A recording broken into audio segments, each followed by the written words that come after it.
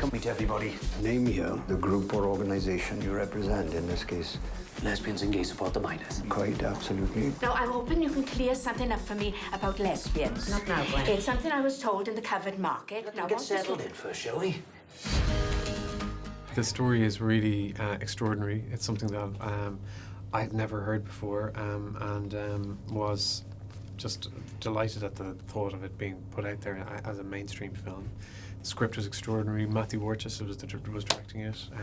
By the time I was asked to be in it, Bill Nye and Imelda Staunton were going to be in it, and then they got all these incredible other people in it, and yeah, there was loads to loads to celebrate.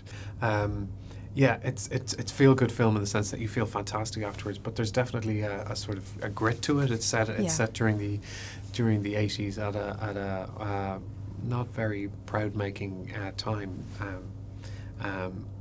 certainly for gay people and for the mining community, and the fact that these guys chose to do this wonderful thing at the time and to be compassionate and considerate about other people just shows that people can get through get through things, and the way you do it is by looking outwards rather than looking at your own suffering.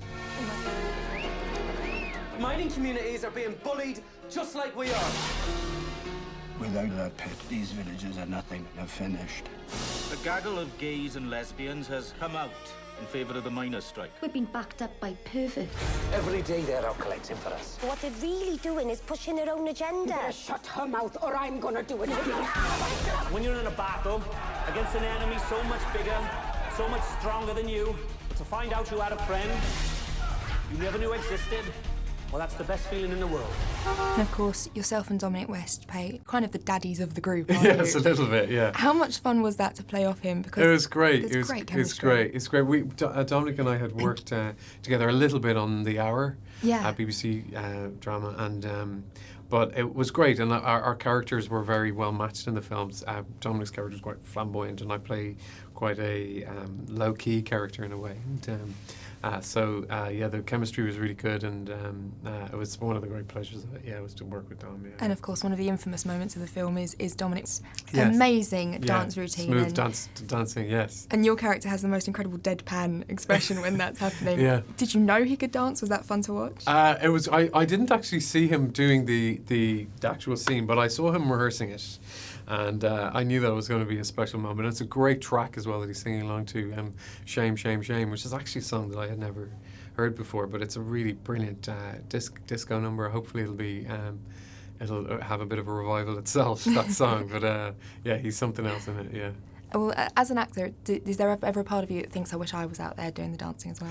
Well, interestingly enough, on this one, I was pleased not to be doing the more flamboyant stuff. I was happy to.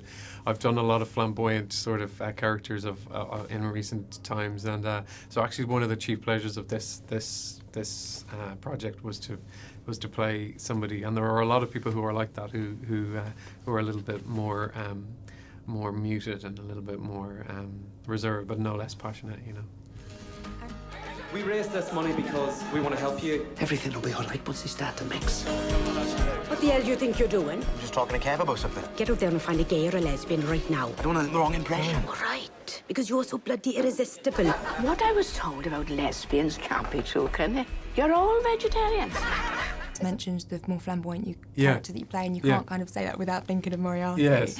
You've mentioned before how Sherlock kind of changed your life. Does it give you that freedom to kind of choose films like Pride that are maybe a bit more, tell a really important story? Yeah, it's absolutely, that's exactly right. I've wanted to play a different note, sort of as an actor since Sherlock, and that's definitely led me to do it because people, you know, it increases your profile for people who make those casting decisions. And yeah, so post Sherlock, I've wanted to.